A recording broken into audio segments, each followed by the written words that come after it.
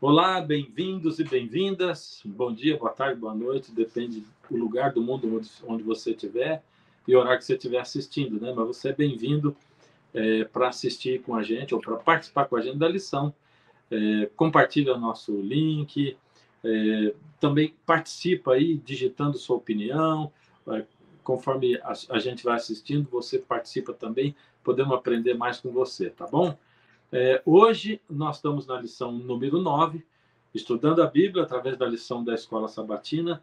O tema de hoje é uma vida de louvor, nessa lição que é Provados pelo Fogo, e que traz para a gente mais uma vez o assunto do sofrimento. Vamos orar e depois eu vou fazer uma introduçãozinha para a nossa lição, tá bom?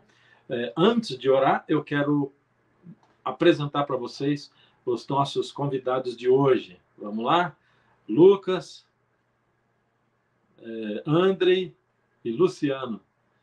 Obrigado aí, meninos, por estarem aí, tá bom? Obrigado por compartilharem a lição com a gente hoje. Vamos orar então, gente. Vamos lá. Deus amado, louvamos o seu nome. Agradecemos, Pai, porque a cada dia o Senhor nos presenteia com tantas coisas que a gente não vê, não percebe, mas que nos mantém vivo, com esse universo girando, macro, micro universo. Obrigado, Senhor, pela graça de Jesus que possibilita para a gente ganhar a vida eterna e sair dessa vida para a eternidade, Pai.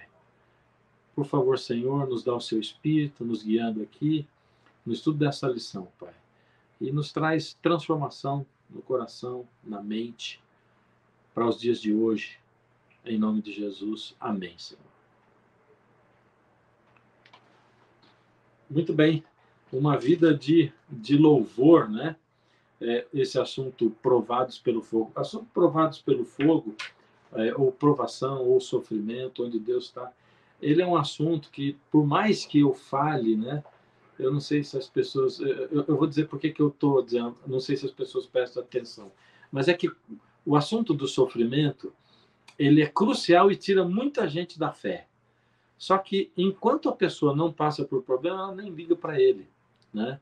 E o ideal de tudo na vida é a gente se preparar, a gente estudar, a gente não se conformar e dizer assim, não, mas por que acontece isso ou aquilo? Ainda esses dias um amigo meu, uma pessoa da fé, né? E que conversando comigo, olha, eu estou com muita dúvida e tal, e o assunto é esse, é o sofrimento, por que a gente sofre tanto, porque injustiças no mundo, essas coisas aí, né? Então, é muito importante o que a gente está estudando esse trimestre, e é muito importante o que a gente vai estudar hoje, né, como parte dessa lição. Bom, entrando no assunto Uma Vida de Louvor, eu quero convidar o Andrei para introduzir a lição para nós. Vamos lá, Andrei? Bem-vindo aí. Olá, obrigado, pastor Fernando, todos que estão acompanhando a gente pela internet também, Lucas, Luciano. A semana, introduzindo a lição 9, ela fala objetivamente uma vida de louvor, mas dentro de um contexto, que já introduziu bem o pastor Fernando, um contexto de sofrimento, né? O quanto que o louvor ele pode servir como uma ferramenta ou como uma arma que venha a nos dar um renovo, um tipo de força para lidar com situações de sofrimento. A importância do louvor e o que é o louvor. Logo no capítulo, apesar da lição não propor esse verso, mas logo que li, me veio à mente Tiago, capítulo 5, verso 13. Tiago, capítulo 5, verso 13, dão pequenas recomendações, o pastor, o apóstolo Tiago, dá pequenas recomendações para a igreja em situações específicas. E a gente costuma, por exemplo, em momentos de sofrimento, de pessoas que estão ali passando por questões de saúde, enfermidades, a gente usa esse texto muito porque é uma recomendação específica no capítulo 5, verso 14, quando diz assim, se está alguém doente, chame os presbíteros da igreja e estes façam oração sobre ele, ungindo-o com óleo em nome do Senhor. Esse é o tipo de unção que não tem nada a ver com a extrema unção dos nossos irmãos católicos, mas é uma unção que busca entregar nas mãos de Deus os caminhos da vida daquela pessoa. Mas um verso antes, ele dá recomendação específica dizendo assim, está alguém entre vós sofrendo? Faça oração. Olha o contexto do sofrimento dentro da próxima sentença. Primeiro fala do sofrimento, depois diz assim: está alguém alegre? Cante louvores. Ou seja, o cantar dos louvores, ele traz à memória aquilo que pode nos dar alegria, como diria o lamento de Jeremias lá no capítulo 3. Vou trazer à memória aquilo que pode me dar esperança, aquilo que pode me dar alegria, aquilo que pode me dar renovo. Mas o verso que já indo agora para domingo, o verso que a lição propõe para a gente é um verso que trata de uma outra questão, que é o verso, capítulo 4 de Filipenses, o verso 4 a 7, eu quero ler, para dizer só mais algumas palavras. Diz assim: alegrai-vos sempre no Senhor. Outra vez digo, alegrai-vos. Esse, inclusive, é o verso áureo da lição. Quando o Tiago está falando da alegria, ele diz: estão alegres, cantem louvores. Só que tem uma sentença de sofrimento antes, em Tiago. Aqui ele começa dizendo: alegrai-vos. Ele está escrevendo sua carta para Filipe, a igreja em que Paulo foi mais feliz quando pastoreou, uma igreja que traz para ele boas memórias. Ele diz assim: alegrai-vos sempre no Senhor. Outra vez digo alegrai-vos. Só que ele coloca um contexto de sofrimento na sequência. Seja a vossa moderação conhecida de todos os homens, perto está o Senhor. Verso 6. Não andeis ansiosos de coisa alguma. Em tudo, porém, sejam conhecidas diante de Deus as vossas petições, pela oração e pela súplica com ações de graça. E a paz do Senhor, que excede todo entendimento, guardará o vosso coração e a vossa mente em Cristo Jesus. Paulo está falando de uma questão relacionada à saúde mental muito clara aqui na sequência, quando ele diz assim: não andeis ansiosos por coisa alguma, e que a paz que excede todo entendimento guarde a vossa mente. Ele está falando de algo que traz muito sofrimento, especialmente nos dias que vivemos. As doenças relacionadas à saúde mental. Hoje a gente tem doenças muito, muito específicas e que são consideradas talvez aquelas que mais atingem as pessoas, como a ansiedade, os transtornos relacionados à ansiedade, síndrome do pânico, ataques de pânico que muitas pessoas sofrem, e a depressão, entre outras doenças relacionadas à saúde mental. E onde eu quero chegar com isso? Por que o louvor faz algum sentido nesse contexto? Porque em momentos em que a gente está numa angústia tremenda, em momentos em que a gente está tomado pelos sintomas da depressão, e aqui eu não estou substituindo a importância de se buscar em situações de diagnóstico de saúde, doenças relacionadas à saúde mental, de buscar tratamento terapêutico, psiquiátrico e, se necessário, bons remédios. Não há nada que substitua o tratamento. Assim como qualquer doença de outra área da vida, você precisa de um bom médico e, se necessário, de bons remédios, a saúde mental também precisa ser cuidada e tratada. A ansiedade, a depressão, o síndrome do pânico, há uma cultura de, às vezes, associar isso a questões espirituais, falta de Deus. Você não pode diretamente fazer associações, pessoas que têm diagnóstico de saúde mental, com a vida espiritual dessa pessoa. Mas é claro que, como em todas as áreas da vida, e não menos nesta, a relação com Deus contribui para uma vida mais saudável. E aqui eu quero compartilhar uma situação. No Salmo 103, Davi, ele canta dizendo assim: bendigo a minha alma ao Senhor, e eu não se esqueça, não venha eu a me esquecer de nenhuma das suas bênçãos. Ele está falando também no momento de sofrimento, ele diz assim: é ele quem cura as minhas enfermidades, quem da cova redime a minha alma, ele vai falar lá no Salmo 103. Mas ele diz assim: em algum momento que eu estou passando por aflições, eu quero trazer a memória, eu não quero me esquecer de nenhuma bênção dele. Eu não quero esquecer de como ele foi bom comigo. Isso me lembra de Jeremias em Lamentações 3. Eu quero trazer à memória aquilo que pode me dar esperança. E eu confesso que em momentos em que eu sou pego por sintomas da ansiedade, eu sou alguém diagnosticado com transtorno de ansiedade generalizado, faço acompanhamento terapêutico, já tomei medicamentos, então posso falar aqui do meu lugar. Eu posso dizer que em alguns momentos, quando sou pego e roubado por essas ansiedades, especialmente às noites antes de dormir, eu tento trazer à memória as bênçãos de Deus na minha vida. E eu posso dizer que se você está preocupado, se você está ansioso, se você não consegue dormir, então se regozije na soberania de Deus. Louve o nome de Deus. Cante para Deus. É um desafio que eu faço. Eu te desafio a expor as suas preocupações em louvor a Deus. Já pensou fazer isso? Expor as preocupações do seu coração, os lamentos do seu coração, em uma hora de louvor. não há preocupações que resistam a 1 hora de um crente louvando ao Senhor pelas grandezas que ele tem feito. E eu me lembro muito bem de uma vez, quando peguei o antigo inário adventista, porque agora a gente tem um novo inário, e eu abri ele num momento de muita angústia e ansiedade, eu quero compartilhar isso, abri no 258, que dizia assim: bendita a fé dos nossos pais, inspira os nossos ideais, e me trouxe à memória a ideia de que Deus já cuidou de tanta gente lá atrás, não seria diferente comigo, e que a fé dos meus pais é que me trouxe até aqui, e que pode me dar esperança para continuar seguindo. E no seguinte do 258, no inário antigo, reforço, é o 259, naturalmente, que é aquele hino baseado naquela expressão de Paulo tão bonita que diz assim: mas eu sei em quem tenho crido, estou bem certo de que ele é poderoso. Uau! Não tem ansiedade, lamento ou tristeza que resista a uma declaração em louvor de que você sabe em quem você crê. Essa é a experiência, uma experiência pessoal de situações de angústia em que o louvor me tiraram daquele lugar e me fizeram dormir tranquilo. E eu acho que eu posso recomendar e desafiar. Você está triste? Cante louvores. Está angustiado? Está ansioso? Louve a soberania de Deus. Não tem tristeza que vai resistir a 1 hora de louvor a um Deus que é real e que é soberano na nossa vida.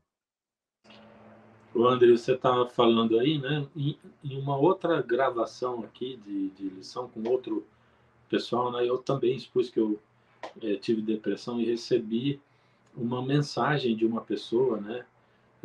Agradecendo por eu ter colocado isso e tal, e dizendo que uma pessoa da família dela sofre uma pressão muito grande por parte do pai, porque tem depressão. E o pai vive dizendo que é falta de fé e que é falta de fé. E não é falta de fé, não tem nada a ver com falta de fé. Ter depressão é tão falta de fé quanto você machucar seu pé.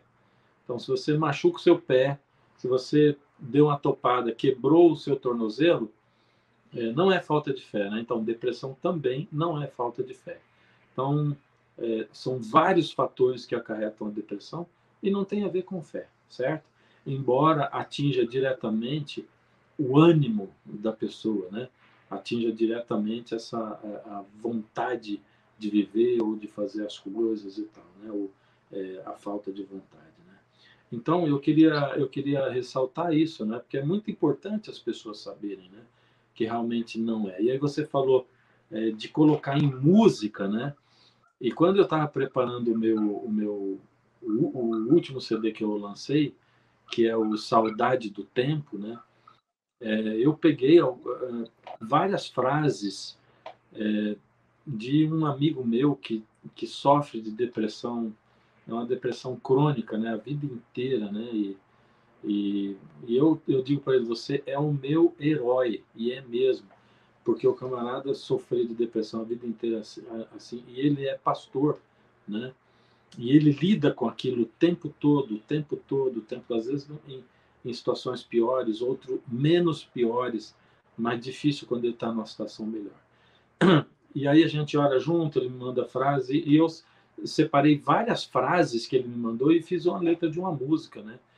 E eu mal sabia que eu estava fazendo aquilo, porque eu também estava entrando no caminho da depressão. Eu não tinha detectado ainda, mas naquela altura eu já estava depressivo, né? Eu não tinha ido ainda num momento mais crítico, mas eu estava depressivo, né?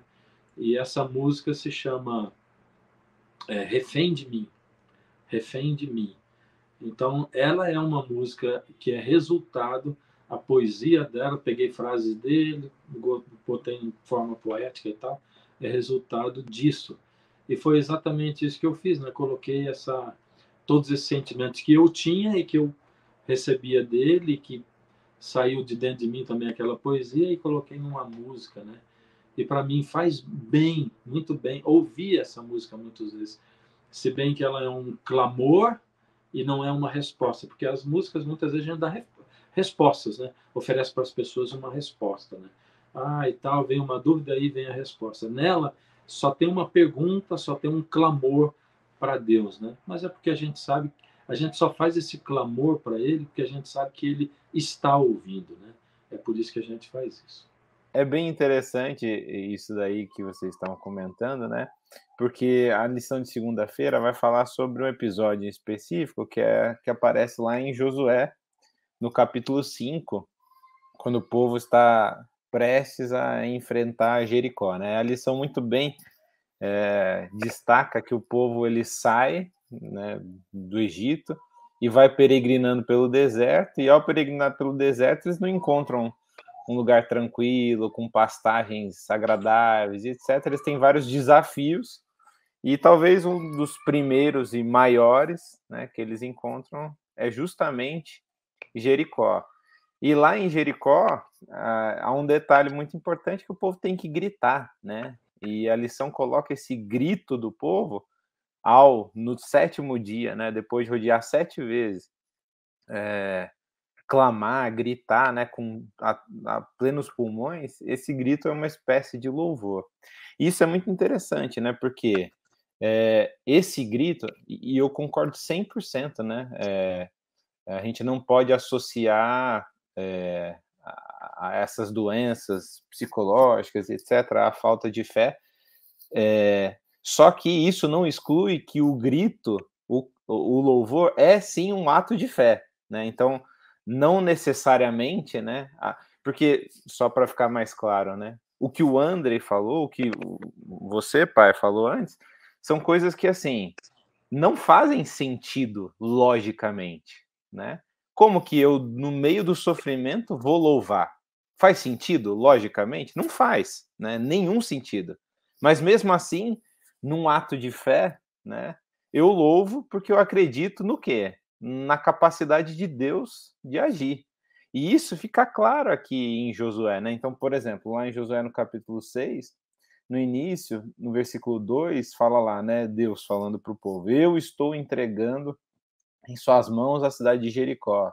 Depois, mais para frente, lá no versículo 15, né? Ou no 16, na sequência, o 16 especificamente fala: gritem, porque o Senhor, Josué falando, está entregando a cidade a vocês. Então, o grito é uma espécie não, é um ato de fé, né? Porque o grito, o louvor aqui, ele está antecipando uma coisa que eles acreditam, mas não vem, né? Eu lembro bastante de uma frase de um livro do Philip Yancey, justamente sobre oração, que ele fala assim, né, que fé é você crer de antemão naquilo que só faria sentido em retrospectiva, né?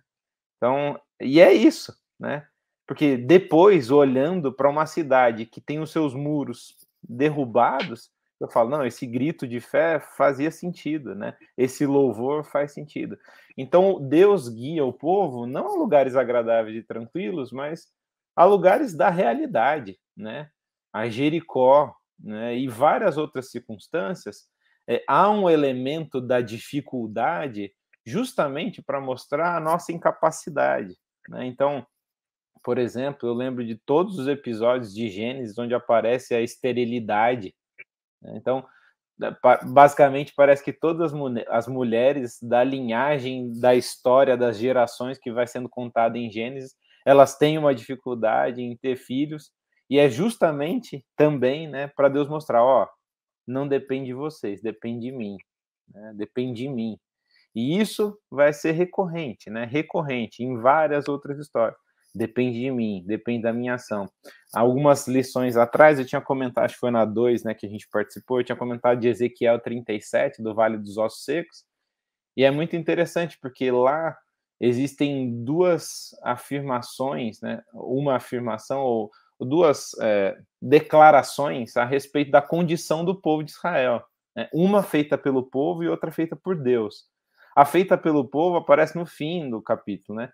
Quando o povo olha para si e fala assim: nós morremos, nós não temos vida, não há o que possa fazer com que a gente tenha vida novamente.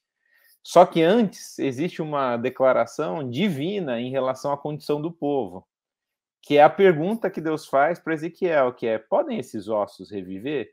Então, em resposta à afirmação do povo de que não tem jeito, Deus faz uma pergunta, né? E a pergunta é: será? Será que não tem jeito? Então, diante da constatação de que, Jericó, não tem como a gente destruir, o que vai adiantar a gente gritar e etc. E Deus fala: será? Será? Eu tô dando para vocês a vitória. Então, esse louvor, realmente, né, é extremamente necessário, apesar de não fazer sentido, mas ele é necessário porque ele é um ato de fé. E não sempre a gente vai conseguir, né, louvar dessa maneira. E não conseguir não significa que a gente não tem fé, mas conseguir significa que é um ato de fé. E isso é bem importante. Luciano, acho que é contigo. Então, eu fiquei com medo agora de... Tô brincando. Mas isso, Lucas, que você comentou, ainda bem que eu não atropelei a sua fala. É muito importante, né? Porque, de fato, se a gente for analisar racionalmente, né, não vai encontrar lógica em louvar, especialmente em situações adversas, né? Mas aí a gente tem no livro de Salmos alguns exemplos. Você tem louvores que são tipo uma declaração pessoal de gratidão, né? E você tem outros salmos de louvor a Deus, que é basicamente uma reflexão sobre Deus, sobre quem ele é, sobre o que ele faz, e tipo, como os atos, as obras de Deus, elas por si só proclamam essa grandeza, a realeza, né? Que tipo de rei, que tipo de governo Deus exerce, que tipo de rei Deus é e que tipo de domínio, de governo ele exerce, né? E a lição de terça comenta do Salmo 145, que é um salmo bem interessante, exalta em todo o tempo a glória de Deus, a sua realeza, e essa ideia de que Deus é rei, ela permeia todo o salmo. E é interessante porque Deus ele não precisa nem atrair para si mesmo uma reflexão assim, ó, olha o que eu fiz e agora honrem, louvem o meu nome. É basicamente Deus fazendo as suas coisas, né? Deus alimentando todo ser vivente, é Deus trazendo a vida e mantendo a vida. Ou seja, todas as obras, o cuidado que Deus tem com o povo de Israel falam por si só. Deus nem precisa dizer assim, ó, olhem com atenção e vocês vão ver que faz sentido honrar o meu nome. Ele nem precisa se colocar nessa condição. E aí, numa parte que é bem importante do Salmo, verso 8 e 9, a gente lê o seguinte: benigno e misericordioso é o Senhor, tardio em irar-se, de grande clemência, o Senhor é bom para todos, e as suas ternas misericórdias permeiam todas as suas obras. E é interessante porque, em alguns momentos, Deus ele é exaltado, ele é louvado, ele é honrado por aquilo que ele faz. E aqui, nessa parte do Salmo, Deus ele deve ser louvado, exaltado e honrado por aquilo que ele é, um Deus de misericórdia, que estende sua misericórdia para todas as pessoas, sem exceção. E para mim é curioso porque, pensando assim, né? Por que é importante a gente lembrar que Deus é rei, lembrar da sua excelente grandeza, da sua misericórdia em momentos de adversidade, né? E dentro da Bíblia a gente vê que tem espaço para diferentes experiências com Deus e também para diferentes maneiras em que isso se manifesta. E eu acho que esse salmo ele é uma forma um pouco diferente de fazer a gente reorientar o nosso coração e enfrentar os dilemas da vida, continuar, persistir. Esse salmo ele não é não abre-se um espaço, né, nessa ocasião, embora tenham outros exemplos em que isso aconteça. O salmista ele não abre espaço para dizer, olha, Senhor, obrigado porque você fez isso, isso e isso na minha vida.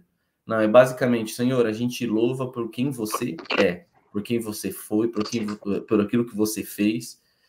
E meio que o salmista ele acaba saindo um pouquinho da imagem, assim, ele sai um pouquinho da fotografia e é Deus o centro de tudo aquilo que ele faz. E eu fiquei pensando, né, quão importante às vezes a gente esquecer da nossa própria experiência e lembrar só daquilo que Deus é.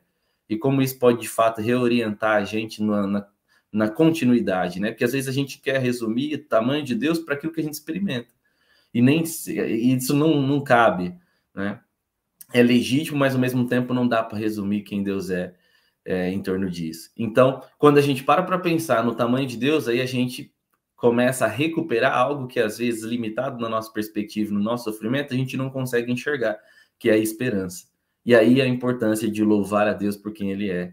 E tem um trechinho de um livro, um Evangelho de Esperança, que fala sobre, o autor fala um pouquinho sobre o louvor, e ele diz o seguinte: O grande inimigo do louvor em nosso tempo é a desesperança, a sensação de que a novidade não é possível.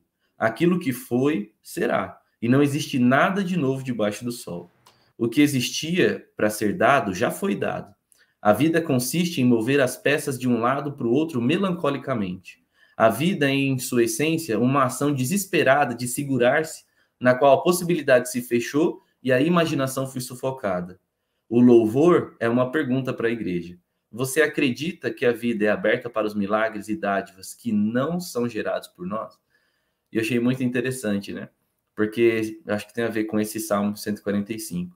Quando você para ouvir o que as obras de Deus têm a declarar, quem Deus é, de fato, abre-se espaço para o novo. Abre-se espaço para aquilo que era aparentemente impossível, aquilo que a gente, no nosso horizonte, não conseguia enxergar.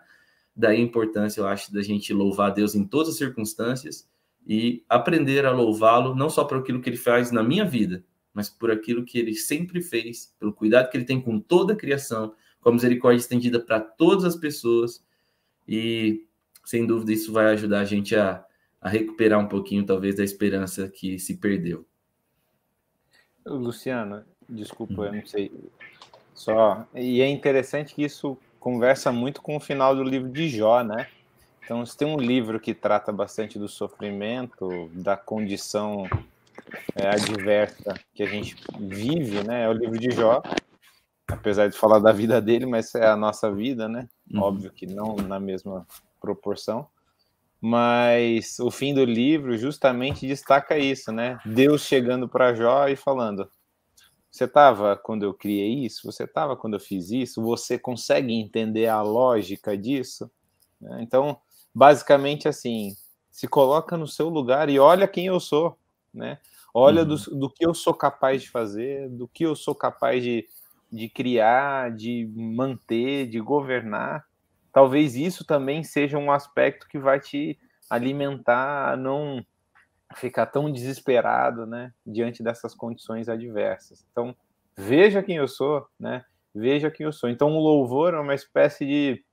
Esse louvor, como você estava falando, né? Eu vejo como uma espécie de externalização de uma sintonia diferente da realidade que a gente faz parte. Então, apesar de eu estar aqui, eu estou sintonizado, né, com uma outra realidade, né, que não é essa. E as minhas... É bem maior do que eu mesmo, né?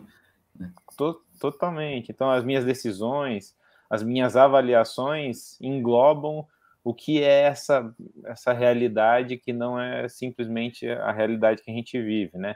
E isso, por exemplo, vai ser também o que... Tem um livro que eu gosto bastante do Heschel, que é aquela... a insegurança da liberdade, que ele vai ter um capítulo inteiro sobre oração, e ele fala que a oração é uma espécie de... Não é na oração, você não ora porque você se sente em casa aqui nesse mundo. Você ora justamente pelo contrário, né? É por não se sentir em casa e querer se sintonizar a uma outra realidade. E isso tem que ser também, acho, considerado nessa avaliação da realidade, do que está acontecendo e etc. E esse enaltecimento de Deus como rei está muito atrelado à figura do Deus criador aqui no Salmo, né? Do criador que não só cria, mas que faz o alimento brotar e sustenta toda a vida em todo o tempo, né? E é curioso, né? Quando a gente pensa no reinado de Deus associado à criação, poxa, Deus, ele na criação criou as coisas mais complexas que a gente não é capaz de decifrar, né? Que a gente não consegue entender, a gente só se depara com o mistério, né? E um limite bem claro que diferencia a gente do Criador. E lembrar que esse Criador que criou as coisas mais complexas é o mesmo que reina, poxa, então abre-se espaço para tudo é possível, né? Porque ele é capaz de fazer coisas que eu nem consigo imaginar, inclusive na minha situação, inclusive na minha vida, enfim. E passa a ser não só uma lembrança ou trazer à memória esse Deus que é soberano e que pode tudo, mas uma declaração afirmativa de reconhecimento que ele é isso tudo mesmo. Quando eu externalizo através ou em forma de louvor aquilo que, como o Lucas falou lá atrás, e o Luciano falou agora um monte sobre isso, aquilo que é o imponderável, né? Aquilo que é o improvável, aquilo que é o caminho que menos se imaginava, ele pode tornar possível. E quando você acredita que ele pode tornar possível caminhos que sequer eram considerados, e você faz essa declaração prévia de que você confia e tem fé de que ele pode fazê-lo, isso traz, eu acho que, e aí eu não posso entrar no mérito das questões mais, dos efeitos mais psicanalíticos, psicológicos, enfim, disso, porque não sou da área, mas é como você verbalizar algo que você mesmo escuta e fala assim, peraí, ele é isso, talvez esteja muito barulho aqui e eu não esteja ouvindo, mas ele é isso, ele é aquele que gera isso em mim, enfim. E...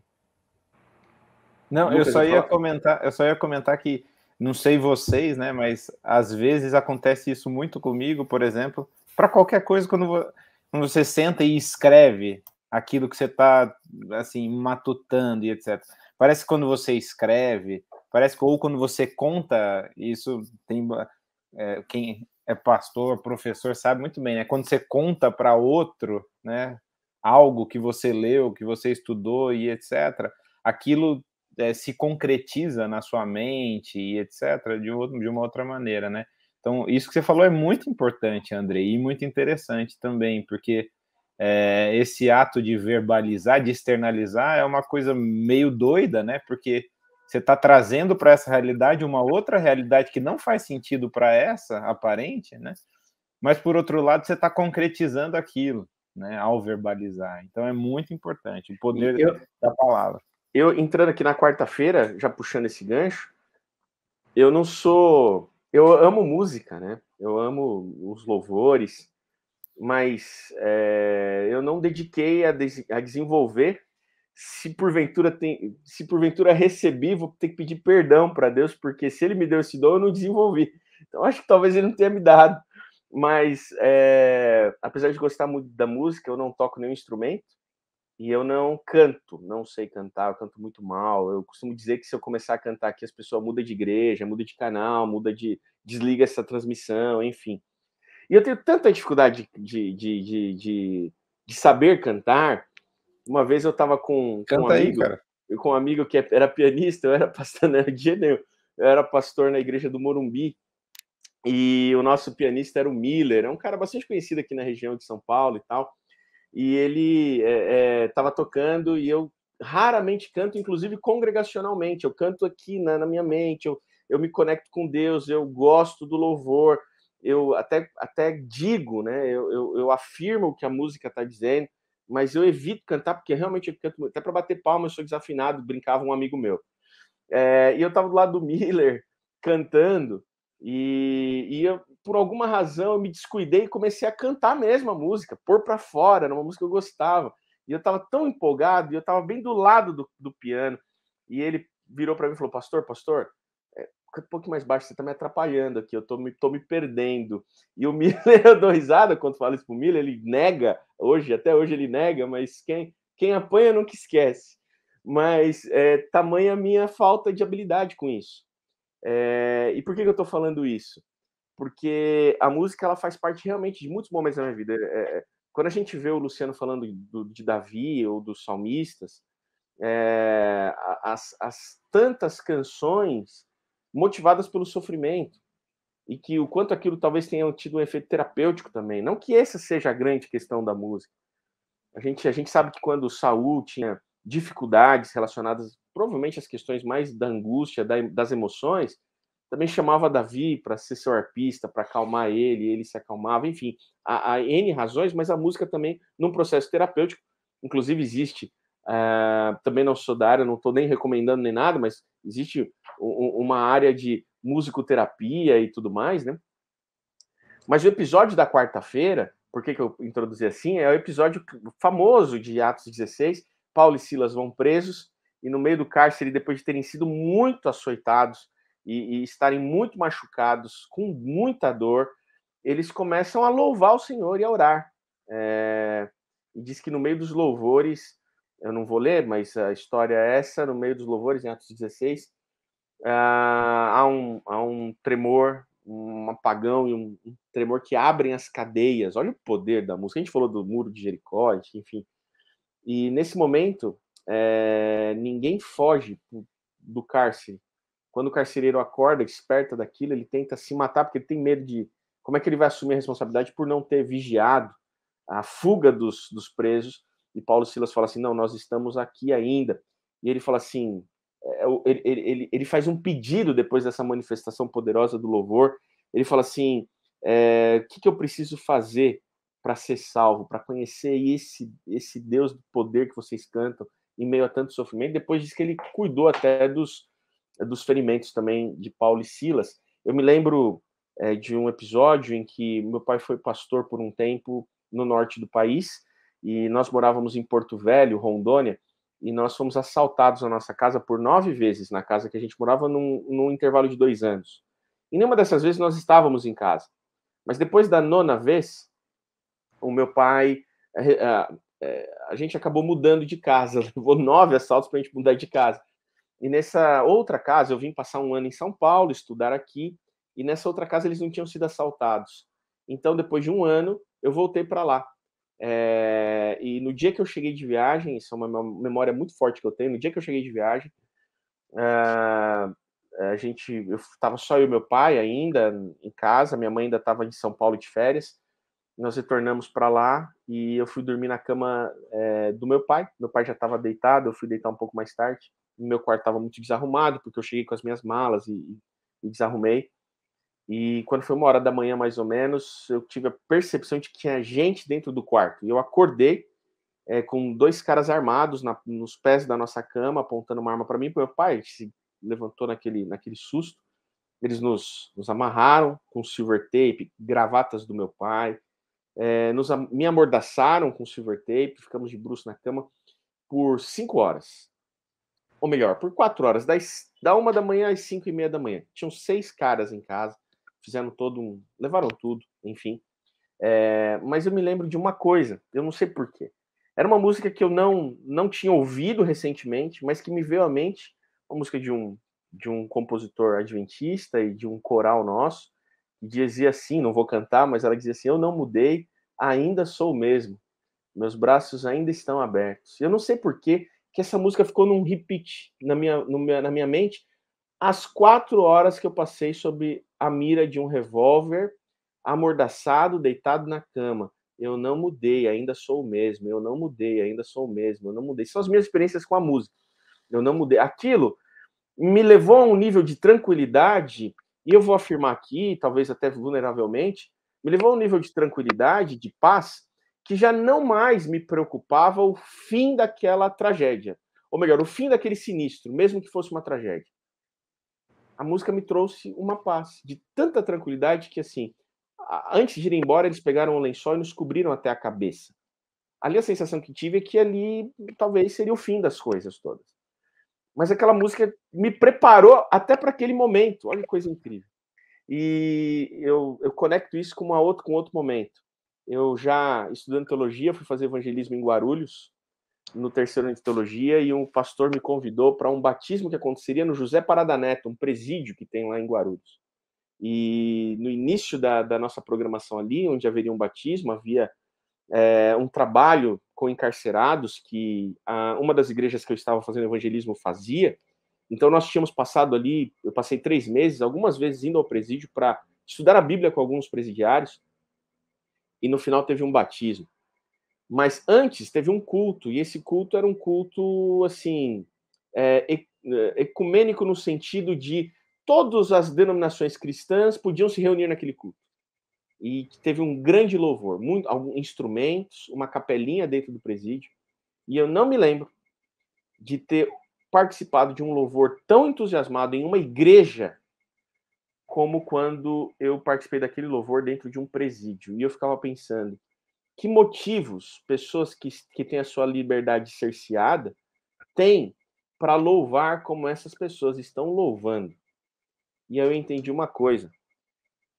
Elas louvavam porque, apesar de terem seus corpos presos, em Cristo Jesus elas encontraram liberdade para sua alma, para sua vida, para o seu espírito, sabe? Encontraram salvação. Os corpos estavam presos, mas a sua alma estava livre. Por alma aqui eu não estou dicotomizando corpo e alma, eu estou dizendo a sua vida que mais importa. A eternidade estava garantida, apesar de aqui eles estarem reconhecidamente pagando pelos crimes que cometeram. Então, o louvor presente em momentos de muita adversidade, como Paulo e Silas, trazendo como uma grande arma mesmo, uma arma que pudesse oferecer uma condição de continuar, de perseverar, de permanecer e de ficar tranquilo diante da soberania de um Deus, seja qual for o resultado daquelas circunstâncias. Seja qual for o resultado daquelas circunstâncias. E aí, eu fico imaginando Daniel na cova dos leões, os 3 amigos de Daniel na fornalha, Paulo e Silas na prisão. Não há informação de que eles estavam louvando na fornalha, nem não estou fazendo nenhuma afirmação nesse sentido, nem na cova, nem na fornalha, mas momentos em que seguramente, de alguma maneira, seja através da oração, da música, do louvor, você se conecta com Deus e se torna capaz de enfrentar até a última consequência, se necessário, aceitar até a última consequência do limite das coisas, porque você tem a sensação da presença dele muito forte na tua vida, e o louvor traz isso. Amém. Maravilha, é isso mesmo. Eu conto de vez em quando, eu me lembro de um amigo nosso que a avó dele, bem idosinha, né? Ela perdeu uma filha, já com 90 anos. E aí, quando falaram para ela, os filhos falaram para ela sentou assim, todo mundo preocupado com ela disse assim: me leva para o quarto, por favor. Aí, vó, você está bem e tal? Não, tudo bem, é que eu preciso cantar, senão eu vou explodir. Eu preciso louvar. E aí levaram para o quarto e ela começou a cantar alguns hinos, né, que ela conhecia, né? E isso foi bastante marcante. E é isso mesmo, né? Olha, como você falou, né? Deus trouxe a memória. Eu peço a Deus que traga na mente isso aí, né? De louvar nesses momentos. Apesar de que tem aquela coisa assim de que a vida da gente ser um louvor, ela também é mais do que cantar, é mais do que pregar, é mais do que cantar na hora do sofrimento, mas é a gente viver uma vida de gratidão, de reconhecimento por quem Deus é, de contato com Ele, de amizade com Ele, conhecendo a Deus e Ele nos conhecendo. Isso é viver uma vida de louvor, né? E isso faz com que a alma da gente seja mais leve no caminhar da gente, o tempo todo. Vamos avançando? Vamos. Eu acho que é quinta-feira comigo, né? Aqui a lição vai tratar do texto de 2 Crônicas 20, né? Uma história relativamente conhecida. Quem era o rei de Israel? Lembrando, né? Israel já está dividido, né? Já o norte e o sul. E o rei de Judá, então, no caso, é o rei Josafá. Josafá era filho do rei Asa, que era um rei, segundo Crônicas, um rei que fez o que era bom aos olhos de Deus, né? E daí Josafá, ele começa o seu reinado também seguindo o que o pai havia feito. Tem vários trechos aqui dessa sessão narrativa de Josafá bem curiosos, né? Por exemplo, segundo Crônicas 17, de 1 a 6, vai falar tudo que ele fez, mantendo e até assim expandindo as mudanças que o pai havia começado, né? Por exemplo, no versículo 4, fala: buscou o Deus do seu pai, andou nos seus mandamentos e não segundo as obras de Israel. E eu gosto bastante do versículo 6, que diz assim: o coração dele, Josafá, né, se tornou ousado em seguir os caminhos do Senhor, e ainda tirou os lugares altos e os postes das deusas e etc. Então, o coração dele se tornou ousado em seguir os caminhos do Senhor. Por outro lado, na sequência, a gente tem um episódio um pouco complexo na vida de Josafá, especificamente aqui relatado no capítulo 18, que tem a questão dos falsos profetas, o encontro dele com Acabe, que era o rei do norte, e a dúvida dele se deveria seguir ou não. E daí a gente chega lá para frente no capítulo 20, quando depois desse episódio negativo, parece que Josafá, agora no capítulo 20, tem uma atitude novamente positiva de retorno às suas origens, quando ele fica sabendo que 2 povos estão ameaçando Judá, que são Moabe e Amon, né? E ele fica sabendo daquilo, e a primeira coisa que o texto diz capítulo 20, né, no versículo 2, diz assim: avisaram Josafá, uma grande multidão está vindo contra Judá, do outro lado do Mar Morto, etc. Daí versículo 3. Então Josafá teve medo, né? Então essa é a primeira coisa muito curiosa dessa história, né? Diante dessa notícia, Josafá tem medo, né? E daí na sequência, e decidiu buscar o Senhor. E eu gosto muito dessa sequência porque ela humaniza todos os nossos sofrimentos, né? Não tem erro nenhum, não tem problema nenhum em ter medo, né? Faz parte, né, da vida ter medo. Não é fraco quem tem medo, né? Ter medo é essencial. E Josafá, depois de ter medo, a sequência, eu acho que é a elucidação maior. Ele buscou a Deus. E ele busca com todas as cidades ao redor. Ele busca com todo o povo. E em resposta a essa busca, né, Deus responde à oração dele, né? Não necessariamente Deus vai responder a todas as nossas orações diante das coisas que a gente tem medo, né? Mas a resposta diz, versículo 14 aqui: escutem com atenção todo Judá, moradores de Jerusalém e rei Josafá, assim diz o Senhor, não tenham medo. Muito interessante que já começa justamente a partir do problema inicial, né? Nem se assustem por causa dessa grande multidão, pois essa batalha não é de vocês, mas de Deus. E eu acho que não precisaria nem falar muita coisa, né, depois desse versículo. Essa batalha não é de vocês, né, é de Deus. Se existe uma coisa que é bem marcante em relação às batalhas de Israel, é a afirmação de que Deus é quem guerreava por Israel, né? Então, a participação de Israel nas batalhas, basicamente, é uma participação simbólica, né? Simbólica. Para vocês verem que essa batalha não é minha, não depende de vocês. Vocês vão participar, vocês vão gritar, mas não é o grito de vocês que derruba a muralha, não é a espada de vocês que vence a guerra, não. Vocês não têm força nenhuma diante deles. A batalha é minha, né? Tem uma frase que eu tinha separado aqui para ilustrar, eu acho que essa dinâmica é legal. Tem um livro do Martin Buber sobre a fé profética, né? E ele fala assim, né, que é parte do destino do profeta, e aqui eu coloco de qualquer pessoa, mas é parte do destino do profeta se apresentar impotente diante da potência a ser confrontada. Então, é parte do destino do profeta, ou eu diria, abrangendo, é parte do destino de qualquer pessoa, né, se apresentar, ele fala powerless, né, sem poder nenhum, impotente, sem força, diante justamente daquela força, daquele poder que ele tem que confrontar. Então, ao se apresentar impotente, sem capacidade nenhuma de vencer, Deus vem e fala, fica tranquilo, a batalha é minha, não é sua, né? A batalha é minha, você não tem que temer, fique tranquilo. Mas, ao mesmo tempo, quando você tiver medo, você lembra que a batalha é minha. Então, essa é a dinâmica aqui dessa história, né, de Josafá e do povo de Israel.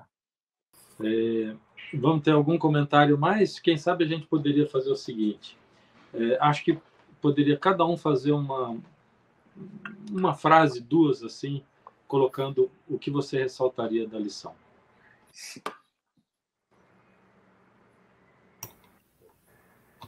Andrei, você primeiro. Eu vi que você abriu. Não, eu ia dizer que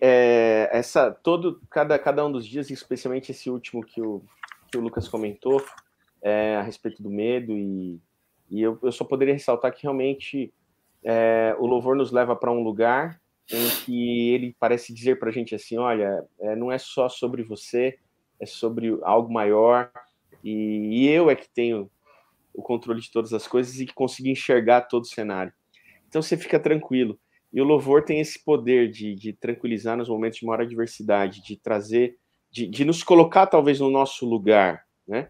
e trazer para nós o tamanho da grandeza daquilo que a gente está inserido. E que ele sim, que é maior que todas essas coisas, está no controle de todas as coisas, e ele está com a gente. Eu estou aqui com você. Eu estou aqui com você. Eu estou aqui com você. Eu destacaria dessa lição, apesar de não ter tido um dia especificamente falando disso, mas o que você mencionou, né, pai, sobre o louvor ser muito mais do que simplesmente um ato, né? Vai ser uma postura, né? Eu diria uma atitude, né? Então, eu acho que isso é muito importante, né? Muito importante porque ele dá uma outra perspectiva para a nossa vida. Quando a gente entende o louvor como uma atitude, a nossa vida é uma vida de gratidão pelo que Deus fez, simplesmente por a gente existir, né? A gente não existe por uma vontade de existir, a gente não existe por ter sido bonzinho, por ter sido obediente, a gente existe por um ato de graça, né? E isso, de certo modo, já é o suficiente para a gente ser grato, né? E louvar o nome de Deus pela simples existência, né?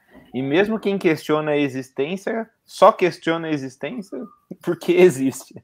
Então, o louvor tem que ser mais do que um ato, né? Tem que ser uma atitude de vida, tem que ser uma postura de vida que não só, e é óbvio que é fundamental isso, né? Mas não só nesses momentos cruciais, mas na vida como um todo, né? A gente está grato a Deus e ter sempre essa noção, essa percepção, a sensibilidade de quem Ele é e do que nós somos, né? Nada. Né? Acho que uma coisa que eu guardo também, que foi importante nessa semana, foi lembrar que o Deus que criou todas as coisas é o Deus que continua reinando, né? Reinando sobre a criação, reinando sobre suas criaturas. Eu acho que é importante a gente lembrar de que esse Deus que criou as coisas mais complexas, ele tem a capacidade de nos ajudar a resolver os problemas que a gente não consegue, cuidar da gente e nos dar força, mesmo quando a gente se vê sem forças. E plantar a esperança no nosso coração, se o cenário é de desesperança, e o louvor, ele faz parte, eu acho, desse processo de germinar essa esperança que é tão necessária no nosso coração. Eu sei que na hora do desespero, na hora do problema, na hora da provação extrema, é muito difícil a gente passar por ela serenamente. Mas como já foi dito aqui, a gente não precisa passar por ela serenamente. Você pode passar sentindo, né? Sendo levado aos extremos mesmo. Né? É só a gente olhar para Jesus, né? Ele vai num extremo tão grande que ele chega a dizer assim: por que me desamparaste? Ele se sentiu desamparado, ele exterioriza isso para Deus. Né? Quando a gente passa por essas situações extremas, e ainda assim, mesmo que se você passa por isso falando com Deus, até reclamando de Deus, que foi assim o que aconteceu com Jó, mas você tá dialogando, você está expondo, você está contando com um Deus que existe, né? Por isso você está falando com Ele, né? Isso tudo traz crescimento para a gente, crescimento espiritual. Em relação às injustiças da vida, que às vezes deixa as pessoas, né? Esses tempos atrás aí uma pessoa dizendo assim: mas eu não suporto as injustiças da vida, né? Quanta gente passando fome, quanta gente necessitada, quanta gente sem casa, quanta gente sofre muito, muito, muito.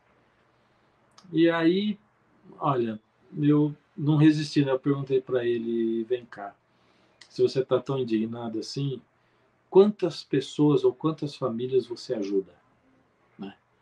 Porque é muito interessante a gente se indignar com Deus, sendo que os braços, as mãos, as pernas, a boca de Deus sou eu. Né? Então, indignado mesmo é quem está ajudando, quem está socorrendo, quem está dando a mão e precisa de mais ajuda. Aí pode contar que Deus vai dar mais ajuda, né? Mas você simplesmente se indignar e perder a fé, porque Deus não faz pelos outros, quando na verdade você também não faz nada pelos outros, eu acho que isso não é indignação, é a gente buscar algum motivo, né, para poder reclamar de Deus. Ou seja, há muito mais nesse relacionamento nosso com Deus para ser descoberto, para ser vivido, para ser experimentado, do que a gente tem feito, né? E Deus está assim, disposto, ávido, né, aberto, para que a gente o descubra, para que a gente esteja com Ele nos momentos de alegria, para que no momento de tristeza a gente também esteja mais fortalecido, né? Gente, obrigado aí pela lição, rapazes aí, obrigado pela participação de vocês, pelo tempo de vocês, foi muito boa a lição. Eu lembro você que está assistindo, compartilhe o nosso link com outros, para que mais pessoas assistam. Muitas pessoas têm vindo falar comigo, eu assisto a tua lição e tal, e na verdade a lição não é minha, né? É de vocês. Eu estou aqui só mediando a conversa, né? E é muito bom, são vocês que fazem a lição. Ore por nós estamos orando por você. Logo depois da oração, o pastor César Reis continua para falar com os professores de escola sabatina, tá bom? Dicas importantes, aí você permanece aí, legal? Vamos orar, eu vou pedir, por favor, para o Andrei orar com a gente. Senhor nosso Deus, nosso Pai, nós somos muito gratos ao Senhor, porque o Senhor nos deu nossa vida, tudo que temos, mas especialmente colocou no nosso coração o sentimento, o desejo e os motivos para louvar. Louvar o teu nome em reconhecimento de quão grande tu és. Todas as vezes que porventura, e aqueles que porventura aqui estejam acompanhando, estejam passando por algum momento de sofrimento, angústia, adversidade, que possam ter a satisfação de experimentar, louvar o teu nome em meio às dificuldades e perceber a tua presença mais de perto enquanto louvam e sentirem que existe um Deus que é soberano e maior do que os nossos problemas e das nossas dificuldades. É o que eu te peço, em nome de Jesus, amém. Amém. Amém. Obrigado, gente. Deus abençoe vocês. Até a próxima lição. Até uma próxima lição. Olá, irmãos e irmãs que estão conectados conosco mais uma vez essa semana na classe da Escola Sabatina Online, da classe dos professores online aqui da Associação Paulistana. Quero te cumprimentar e quero dizer para você que nós estamos muito felizes por você estar aqui conectado conosco. Já participou agora com o pastor Fernando? Já estudaram a lição da Escola Sabatina ou relembraram alguns conceitos nessa semana? E semanalmente eu estou aqui para conversar um pouquinho contigo, trocar algumas informações, lhe dar algumas informações que podem ajudá-lo ou ajudá-la na tarefa de você liderar a Escola Sabatina. Você foi chamado pelo Senhor para esse trabalho. É importante você entender que você tem uma grande responsabilidade, uma missão muito importante. A Escola Sabatina, ela trabalha em cima de 4 objetivos. Como eu sei isso? Eu tenho aqui nas minhas mãos o Manual da Escola Sabatina. Esse aqui é um livro que você, diretor da Escola Sabatina, e você, professor e professora, você deveria ter isso aqui, esse livro, como um livro de cabeceira. Ali para você pesquisar, para você estudar, para você buscar as informações, orientações. E esse material, ele traz para nós, pelo menos assim, basicamente a missão da Escola Sabatina, que é o estudo da palavra, o ensino da palavra, o crescimento espiritual dos nossos irmãos, mas ele traz 4 objetivos fundamentais. Eu vou te dizer rapidamente quais são esses 4. O primeiro deles é que a Escola Sabatina tem como objetivo estudar a palavra. Porque você sabe que a lição da Escola Sabatina nos conduz à palavra. Nós estamos estudando agora sobre os crisóis da vida, os desafios da vida, mas através dos personagens bíblicos, através da fé que eles exerceram em Deus, isso faz com que nós aprendamos também, e exercitamos isso na nossa vida prática. Estudar a palavra através da Escola Sabatina é um dos objetivos da Escola Sabatina. O segundo objetivo da Escola Sabatina é desenvolver o companheirismo, os relacionamentos. A unidade de ação ela faz isso, por isso que é importante você, professor e professora, procurar desenvolver isso na sua classe, não é? Com atividades na igreja, mas também extra igreja, fora da igreja. Atividades essas de reuniões ali com o seu grupo da sua escola, da unidade de Escola Sabatina, almoços especiais, reuniões sociais também com o seu grupo. Sabe que isso é importante, professor? Isso cria vínculo, isso cria relacionamento, isso cria companheirismo. Quero desafiar você a fazer isso. Primeiro objetivo, o estudo da palavra. O segundo, estimular o crescimento, desenvolver o companheirismo. O terceiro, proporcionar ação missionária na comunidade. Veja, nós estudamos a palavra, mas a palavra deve ser estudada para que nós tenhamos uma ação na comunidade.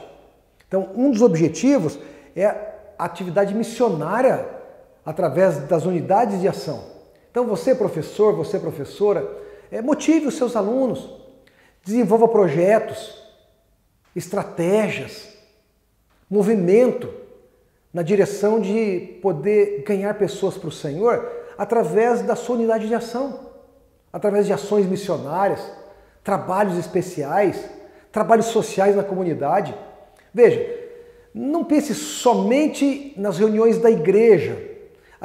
Na reunião da igreja, ela tem um momento, ela tem uma participação, ela é fundamental ali.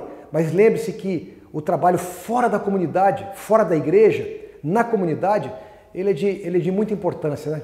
O estudo da palavra, desenvolver o companheirismo, as ações missionárias na comunidade e o quarto, não menos importante, a gente dá ênfase ao programa da missão mundial.